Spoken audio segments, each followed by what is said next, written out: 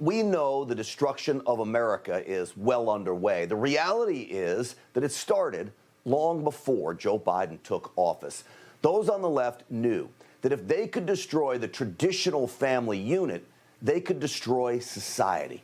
All of our problems, the crime, the laziness, the inability for most of society to reason, starts at home. Add in the left constantly excusing away bad behavior, it becomes a recipe for absolute disaster. Look at the school shooting in Michigan. 15-year-old Jason Crumbley, the boy accused of carrying out that massacre that killed 4 and wounded 8. Well, he's got a long history of troubling behavior. So many people knew about it, but did nothing through all of this. Investigators say Crumbley made 2 videos the night before the shooting, talking about killing students at the high school. They uncovered a journal in his backpack that detailed his desire to shoot up the school. And the weapon used in the attack, say police, well, the boy's father bought that legally just 4 days before the shooting, say cops. And the day of the shooting, it gets worse. School administrators actually spoke with the parents and the suspect just hours before the rampage, detailing his bad behavior in the classroom. Do you see the issue here? Where is the parenting? His social media is also filled with warning signs, and the parents didn't see any of this?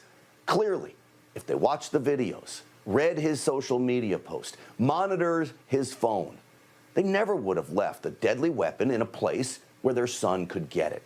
Most reasonable people will tell you, active and engaged parents could have prevented this shooting.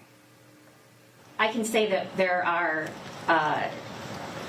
is a mountain of digital evidence, videotape, social media, all digital evidence possible, and we have reviewed it, and absolutely we are confident that we can show it was premeditation. We are considering charges against both parents, and we will be making a decision swiftly. That should frighten every parent in America, actually serve as a wake-up call. I monitor my 12-year-old boy's phone. I will do that all the way through high school if that's what it takes. This is what needs to be happening, active and engaged parents. You see, every heinous crime you see, in my opinion, leads back to the parents. Even the Waukesha Christmas parade attack. The suspect, a man who has made it clear he hates white people, the police, and of course Donald Trump. His mother claims she isn't making excuses for him, while she, in fact, makes excuses for him. She wrote this in a letter to the media, and I quote here, "We are not making excuses, but we believe what has happened is because he was not given help and resources he needed." Come on. Her son is 39 years old, but that doesn't mean family or friends can't intervene. That doesn't stop when you're 18. They can and should have intervened, but instead, she blames everyone else for her son's violent behavior, including government for somehow not doing enough. Institutions that are equipped and have trained staff is what was needed, she writes. Do you see the problem? Everything is an excuse. Her son is a career criminal. He didn't learn that on his own. And the judge let him out on a $1,000 cash bail after he allegedly ran over his girlfriend, $1,000. That was just days before the parade's slaughter.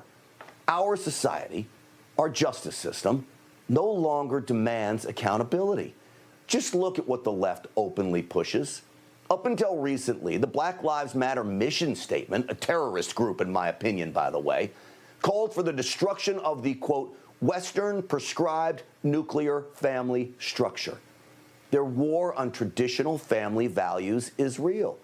It's all part of a calculated, steady destruction of our society that's been going on now for decades, to the point where you have a Supreme Court justice now talking about life in the womb is somehow just a religious view. This is Sonia Sotomayor yesterday during the hearing to potentially overturn Roe v. Wade. How is your interest anything but a religious view? So when you say this is the only right that takes away from the state the ability to protect a life, that's a religious view, isn't it? Because it assumes that a fetus is life. I mean, I'm telling you, what did I say yesterday? A sick puppy. She's a Supreme Court justice. I never thought I'd say that about a Supreme Court justice. I don't know how else to describe her. A religious view of life in the womb? The left despises organized religion here. Where do you think our value system comes from as Americans? You know where it comes from? It comes from religion, from God, yes, from Judeo-Christian values taught in the Bible. But when you turn your back on God, when you turn your back on the Bible and the teachings in it, what do you expect is going to happen as a society? If a Supreme Court justice now mocks the value of human life, you better believe gangbangers and the thugs that have taken over American cities will mock it too.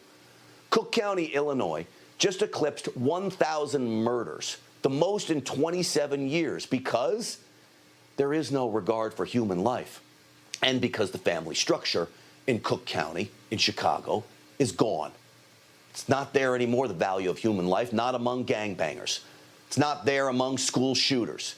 It's not there amongst the terrorist who mows down parade goers. And apparently this disregard for human life also sits with a Supreme Court justice. That, folks, is how bad it is in America today. Grant Stinchfield is on Newsmax every night, fighting for the America First agenda.